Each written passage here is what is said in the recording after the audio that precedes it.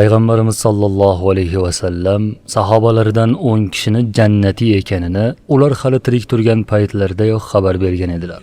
Ular islom tarixining oltin sahifalarida zikr qilinadi. Bugun biz ularning hayot yo'li haqida emas, hayotining so'nggi lahzalari qanday bo'lgani haqida hikoya qilamiz. Tirik turib jannatiy ekanini eshitgan bu kishilar qanday vafot etishgani haqida bilasizmi? Keling, Abdulloh ibn Abu Quhofadan boshlaymiz. Bu kishi kim edi? Bu zot payg'ambarlardan tashqari yer yuzida yashagan oddiy insonlarning eng yaxshisi. Abu Bakr Siddiq radhiyallohu anhudir. Payg'ambar alayhissalomga birinchi bo'lib iymon keltirgan erkak kishi va g'ordagi hamrohlari. U kishi barcha qatnashgan janglariga qaramay, jang maydonida halok bo'lmadi.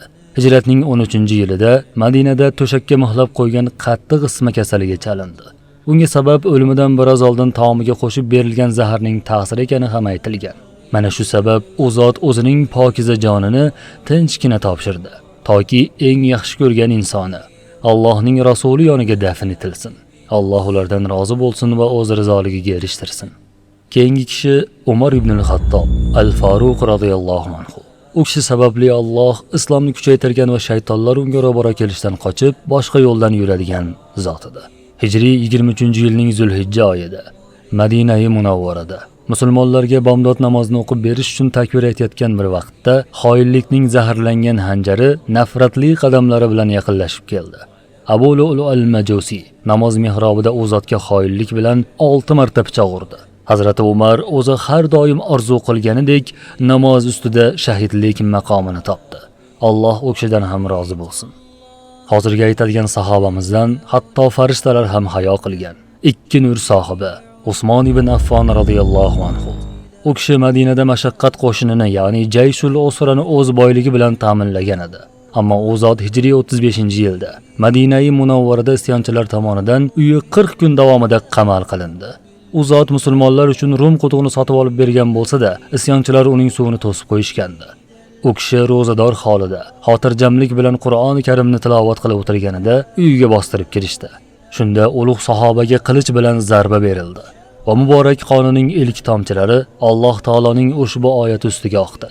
Ularga qarshi himoyalanish uchun senga Allohning o'zi kifoya qilur. Usmon radhiyallohu anhu sabrli va Allohning taqdiriga rozi bo'lgan holda shahidlik sharbati bilan vafot etdi. Alloh ulardan rozi bo'lsin va ularni o'z rizoligiga erishtirsin. Payg'ambar alayhissalomning amakivachchasi, Fotimaning turmush o'rtog'i, islomda birinchi bo'lib jonini fido qilgan qahramon va Allohning arsloni bo'lmish Ali ibn Abi Talib radhiyallohu anhu hijriy 40-yilning Ramazon oyida Iroqning Kufa shahrida shahid bo'ldi. U zot tong saharda odamlarni namozga uyg'otish uchun ko'chaga chiqqanida xavorijlardan bo'lgan Abdurrahmon ibn Muljam u kishiga hujum qilib, boshiga zaharlangan qilich bilan qattiq zarba berdi. Hazrati Ali radhiyallohu anhu shu payt o'zining mashhur va o'lmas so'zlarini aytib hayqirdi. Ka'baning Robbisiga qasamki, men yutdim, men zafar qozondim. Mana shu so'zlardan ko'p o'tmay pokiza ruhi Rahmonning huzuriga, shahidlik maqomiga ko'tarildi. Alloh ulardan rozi bo'lsin va ularni o'z rizoligiga erishtirsin. Tirik shahid Talhat ibn Ubaydulloh radhiyallohu anhu. U kishi Uhud kunida payg'ambar alayhissalomni o'z tanasi bilan himoya qilib, jonli qalqon bo'lib, oxirida qo'li shol bo'lib qolgan zot. U kishi hijriy 36-yilda Basrada ayanchli Jamal jangi paytida fitnaga guvoh bo'lgach shahid bo'ldi. U zot qon to'kilishining oldini olish uchun jangni tashlab, ortga chekinishga qaror qildi. Ortga qaytayotganida kim tomonidan otilgani noma'lum bo'lgan daydi o'q u zotning tizzasiga tegib, jon tomirini uzib yubordi. Shundan keyin u kishi ko'p qon yo'qotishdan vafot etdi va Allohning huzuriga shahid sifatida bordi. Alloh ulardan rozi bo'lsin. Rasulullohning havorisi, sodiq yordamchisi va Alloh yo'lida birinchi bo'lib qilich yalang'ochlagan inson Ibnul Avvom, Zubayr ibnul Avvom hijriy 36-yilda Basra yaqinidagi Vadi Sibo vodiysida xuddi hamrohi Talha radhiyallohu anhu kabi shahid bo'ldi. Zubayr radhiyallohu anhu Rasulullohning bir hadislarini eslagandan keyin Jamal jangidan chekingan edi. Shunda Ibn Jurmuz ismli kimsa u zotning ortidan kuzatib borib, ayrim rivoyatlarga ko'ra Zubayrning namoz o'qiyotganidan yoki uxlayotganidan foydalanib, u zotni xiyonat bilan o'ldirdi. Shundan keyin payg'ambarning havorisi shahid bo'lib olamdan o'tdi. Alloh ulardan rozi bo'lsin va o'z rizoligiga erishtirsin. Sa'd ibn Abi Waqqas radhiyallohu anhu Payg'ambar sollallohu alayhi va sallam u kishiga ota-onam sizga fido bo'lsin deb ulug'lagan edi va yana u kishini Sa'd mening tog'am deb erkalar edi. Islomda birinchi bo'lib o'q otgan shaxs va Qodisiya jangining qo'mondoni. Sahobalar ichida kamon otishda juda mohir.